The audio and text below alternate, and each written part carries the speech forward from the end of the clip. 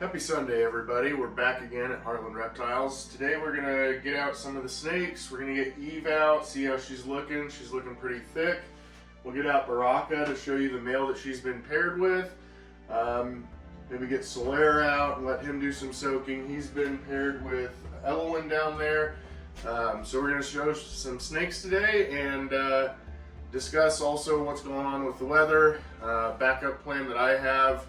Remember, it's always important to have a backup plan in case you lose power so that you can provide heat for your animals, but do it in a safe manner. So we'll get right into it. All right, everybody, as most of you know, a snake hook is always a good thing to have. I usually use it just to communicate to the animal that I'm coming in, we're not going to be feeding today, and let them know. Eve, most of them are very good. This is frankly over precaution, but I like to keep the habit formed so that it, a way to communicate to them what's going on. So we'll go ahead and get Eve out. She's nice and tucked in. You guys can see a little bit of urates in her enclosure. We'll get her cleaned up, but part of that is also because she's in, she's cycling. I don't want to disturb her more than I need to. So Eve's my social butterfly. She's really, really sweet animal. Hey, sweetie, come out. Hi, gorgeous. You come see me. Yeah. Oh, come here, big girl. I say big girl. She's really not all that big, but. So this is my beautiful girl, Eve. She's one of my favorites. Not only looks, but just her personality. She's my social butterfly, and just an amazing animal to work with. When they're cycling, they'll go off of food a lot of times. She's been off of food for over 6 weeks now. But I don't know if you can see that well, but her lower third is still pretty thick. Looks almost like she's got a meal in her. So hoping that we'll get some eggs out of her this year. I'd love to see some babies. And as I mentioned in the last video, my allergies are real bad.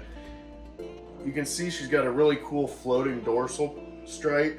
I'm hoping that the male will really accentuate that black border. So I want to keep this pattern and accentuate that border and try and drive up her yellows and greens. You can't really see that well on camera, but she's just long enough that she makes it a little bit difficult to keep her on screen. But as you can see, she's not a small girl, but she's a perfectly manageable animal for one person. I've had her, she was a year old when I got her, but she's just been an amazing animal. Like every animal, they're all individual. They'll have their own personalities, but this girl's just a really special one to me, so love her to death. We'll let you go back, sweetheart. But I wanted to let you guys get a little bit of a closer view of Eve, let you see her in comparison to me. I'm a little over 6 foot and about 218, 220 right now for size reference for her. So as you can see, she's just the best. I love her to death. So, all right, we'll let you go back in. When I let her go back in, I'm going to try to palpate her. So as she crawls through my hands and goes back into her enclosure, I don't know if I'll be able to do it worth a dang. I don't trust my ability to do it well, but you squeeze their torso as it goes through your hands. You should be able to feel the follicles or the potential eggs developing.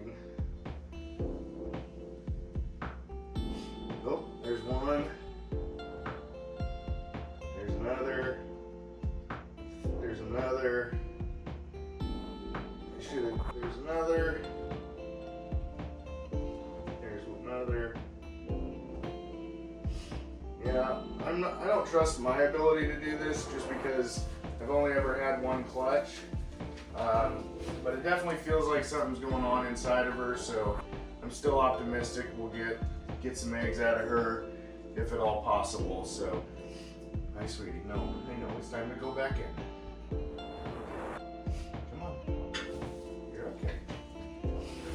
we'll leave her alone. Okay, so there's Eve. One thing I did want to mention, I do plan on getting a microphone, so I'm sorry about the audio quality in this and the previous videos. I'm trying to enunciate well for you guys, but we got a microphone on the way, so that will improve. So the videos will be a little bit better to watch in the future. While we're talking about the animals, right now it's literally 4 degrees outside and the wind chill is -14. If you don't have a backup generator, excuse me, it's always good to have a backup plan in case you lose power. Where I live in the Midwest, almost all water heaters are gas, so if you have a gas water heater, even if you lose power, you'll still have hot water, so you can fill water bottles or Tupperwares or some sort of container with hot water. You want to make sure that it's somewhat shielded. If the water's really hot, put a towel around it or something so the animal can't get directly against it where it might be too hot for them before their body registers that it's, you know, potentially burning. But you can also get heat packs, stuff like that. Again, those, like the hand warmer style, those get very, very hot. So those definitely need to be contained in a towel or something like that. You can get like reptile shipping heat packs. They don't get quite as hot. They're an extended duration versus the ones for your hands that are really hot for a shorter period of time. The reptile style or the reptile specific ones are probably a better option. But again, these are all just, you know, last ditch efforts in case you lose power. For me, I'm going to use the hot water. It's what's accessible. I don't have to buy anything. I can just put it in containers. Another good thing to have is a temp gun. Amazon sells them for, I don't know, 15 bucks or something. I've got a couple of them around. You don't have to, but you really should have a temp gun. I have, you can see a sensor here. There's also one up there and one over there. I have sensor push temperature and hygrometers, as well as pressure sense. That's a good thing to have. Temp gun to check it. Recognize there's going to be some variance. The Amazon temp gun is probably not perfectly accurate, but it's at least going to be consistent, so it may be up or down a few degrees. But those are very good things to have if you have reptiles. So, okay, one thing I forgot to mention, Eve is an Anery Platinum Sunfire het purple, meaning she has the purple genetic, but it's recessive and not a visual. She is 12.5% Kalatoa, 37.5% Jampea locality, and we paired her with Baraka, which is 50% Kalatoa, 50% Ternate locality. So that's the lineage of those animals, and we'll go ahead and get Baraka out and show you him. Hey Baraka. Baraka's a lot, as you can see, he's not aggressive by any means, but he is definitely hoping for food every time. Where Eve obviously hopes for food as well, but Eve is more than happy for it to just be, you know, interaction time. Come on, buddy. So you see that? He's not being aggressive, he's just opportunistic and he's really hoping to get some food. So you just ate a few days ago, Chunky. And he's not really chunky, I just talk to him like I would my dogs or cats, so. Here, Bubba. So we just convey to him that we're not feeding right now. And then he's fine. He's a very good boy. You can actually see the food lump in him. So, you know, we won't mess with him too much. He's pretty dark right now. Looks like he's gonna shed here in the near future. A little bit ashy on the head. But Baraka's color and pattern is just gorgeous. Those thick blacks, that's what we're looking to try and get into Eve to help accentuate that floating dorsal separation on her. So we want to take the polygenic traits of this animal to help accentuate the visual mutations or morphs that Eve has. So Baraka is what you would say a wild type animal. He doesn't have any morphs or anything like that, but he is still just absolutely gorgeous. And as you can see, he's much more manageable size. Baraka he's going to be 3 years old here pretty soon. Again, obviously the males are much smaller. Eve is older than he is. Eve is going to be 6 years old soon, so she's almost twice as old, but the females are going to get much bigger than the males in retics. So there's Mr. Baraka.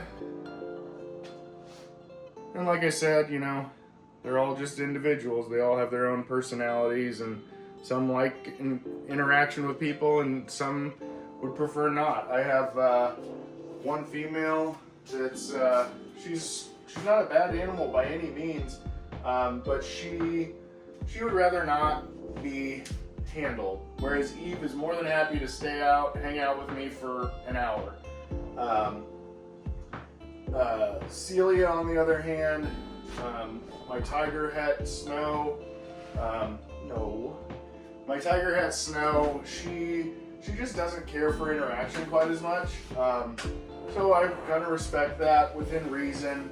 It's kind of a fine line between working through it and trying to get them acclimated, but also appreciating if an animal just really doesn't like it.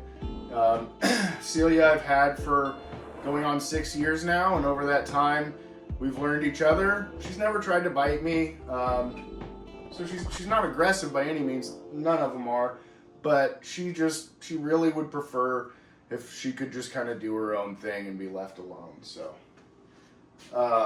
let's see, I think we'll get out Solaire next. Solaire's a little bit dirty, so we're gonna put him in a soak after we get him out so he can get cleaned off. And after Solaire, we'll show you Elowen, who he's been paired with. We'll get Solaire out, show you Elowen. Both of these two, Elowen and Solaire, were given to me by Kagan Andrew. If you guys don't know, Kagan Andrew and Jerry Wolf, their YouTube channels are Wolf's World is more the enclosure builds and the reptiles. They do a lot with monitors, bigger monitors. Kagan does a lot with snakes and stuff like that. And then there's also another channel called Fishing with Kagan. I highly recommend both. Fishing with Kagan is new over the last maybe year or two. Jerry's channel's been going for years. I've been watching it for years. Just upfront, good information, shows how to build things, shows how to work with the animals, and just a lot of fun to watch in my opinion. But I wanted to give credit where it's due. Kagan was nice enough to send me these animals when she moved to Florida and wasn't able to keep them, so she was really hoping to see what this pair would be able to produce, and really hopeful that we'll be able to prove that out or accomplish that this year and be able to send her pictures of what babies her animals created. So get Solaire out first. Alright, so here is Solaire, my buddy.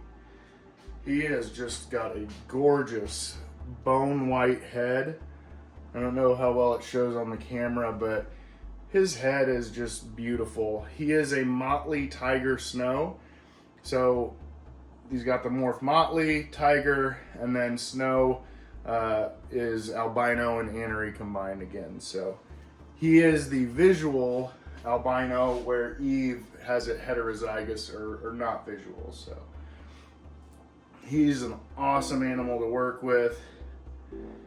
Just beautiful. As you can see, he's got some dirty spots. That's why we're going to give him a nice soak, but he is just stunning. And we will pair him to Elowen, or he's been paired with Elowen, excuse me. And Elowen is an Anery Tiger het albino. So we will get potentially Super Tigers. We'll have some Motely potentially. We should get Snows. We'll get albinos. Everything should be Anery from that clutch. So everything in it will just be beautiful. So we're not going to do a lot of pairing this year, focusing more on the quality over quantity. So those two plus the pure Coyote pairings were the only ones that have been tried so far. We got 2 females there, sisters, that if they decide to cycle, I have a male that will go with them, but we'll just see how the year goes. So we'll let Solaire go into a soak and get Elowen out.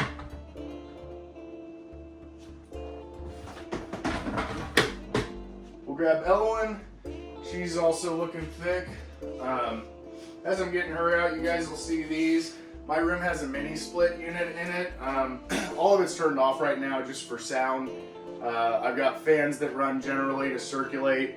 It's important to have the air circulating, whereas like this heater normally is going to be out here, so it's going to radiate up and heat this side more than over here. Obviously the ceiling is going to be higher. So behind the camera I have this fan mounted up high, angled down to kind of circulate the air and try and keep the heat more even throughout the room. So I just unplugged everything and cleared it out to make the video a little easier to see. Hi, sweetie. You coming out? Can we check on you? Alright. Oh, you're so comfy in there. You're so comfy in there, aren't you? She's a little huffy right now. Oh, come here, beautiful. Now. Alright. Here is Miss Elowen. Hi, baby.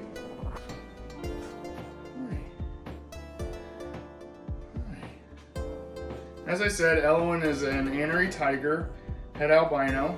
You got a little fuzz on your face, sweetie. Can I get that? Oh, she says no. It's my fuzz. So, Elowen is a very sweet girl. Kagan raised Elowen and Solaire up, and as you can see, did a wonderful job. They came to me very well socialized and acclimated.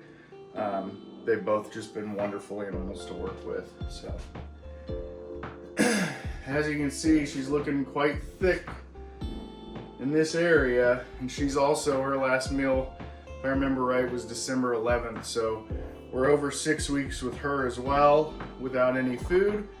Well, without eating. She's been offered food, but she's continued to refuse. So I'm thinking that we're looking pretty good for hopefully getting a clutch out of her. She is just immensely strong for her size. Oh, just let a little water fall out of your mouth, sweetie.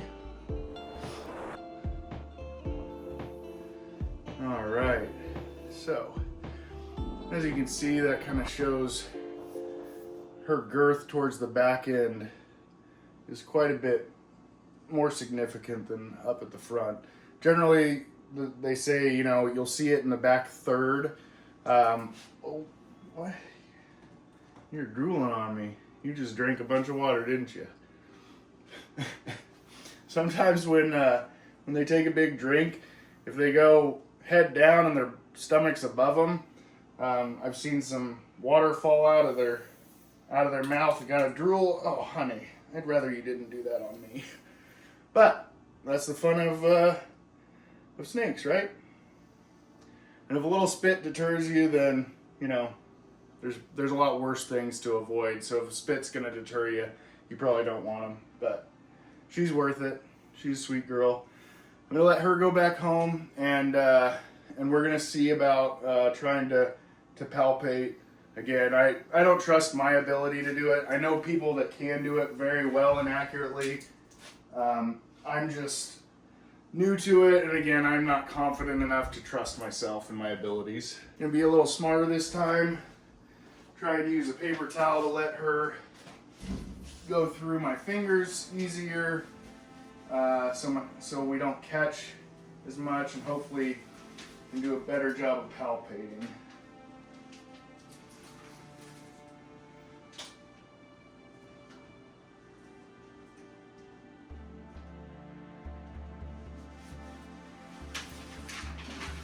It's a lot easier generally if they're climbing up into an enclosure, which obviously neither of these are on a higher level, and so it makes it a little bit more difficult. But again, it's more important that we just let Elowen kind of relax and get back into it than mess with her a bunch. So I just wanted to show you guys her. I think that's going to be it for us today. If you guys have any questions, comments, please leave them below. If you guys want to see anything specific, if you have questions about specific animals or genetics or anything like that, let me know. I'm not going to pretend to be an expert. I got Mila, my first retic, 7 years ago. Excuse me. I got the volume of them 5 years ago, so I'm by no means, an expert on this. I'm just learning as I go. But I'll tell you my experience, right? It might just be anecdotal evidence, but I'm more than happy to share what I've seen with them, what I've learned over my time. Eve's back watching me. I can tell, I'm confident that she is cycling and developing, because generally speaking, when I'm in this room, she's at the glass and she's surfing. She doesn't really push, she never damages her face or anything like that, but when I'm in here and she sees me, she knows that generally speaking she gets her way and she gets to come out. So for her to be still, she's watching me and she's intrigued, but she's not working at getting my attention, because she knows if she does, I'll usually let her out. To me, that's a good sign that she just wants to rest. She's trying to develop eggs, and hopefully we'll get some really pretty babies out of her this year. Thank you guys. Next week we'll be back at the fabrication shop. I'm going to get the laser up and running, get some test panels cut, get everything honed in, and then we're going to start actually making the enclosures. I want to thank Aiden Bradley and Connor Price that purchased their enclosures ahead of time. You guys have been more than patient, and I really, really do appreciate it. Next week, in next week's video, work on it tomorrow. We're gonna get the laser up and running, try and get test parts cut, start honing it in so that we can make the enclosures. Again, to you guys that have been waiting for the enclosures, I really, really appreciate the confidence in coming and purchasing with me, especially knowing it would be delayed. We're gonna work through that, get those enclosures made and get them out to you guys. I also want to thank Mark Hager. He reached out. He's going to be ordering 8 more of the 30 by 18 by 18s. And for Aiden and Connor, without Mark, we wouldn't be here. Mark's the reason I have the chondro enclosures. So after these 8, Mark will be up to 32 of the Heartland enclosures. Mark's the only person out there that has more Heartland enclosures than I do. So Mark, thank you again. Really appreciate your support, man. As well as, helping me design something that would be good for a species that I don't keep. That's one thing I really try and do, is lean on the knowledge and experience of others to help build enclosures for species that I'm not as familiar with, as well as help break into other markets. So that's been a very, very helpful thing for me, and I really appreciate all the support in that regard. So thank you guys, have a great weekend, and I'll see you next week.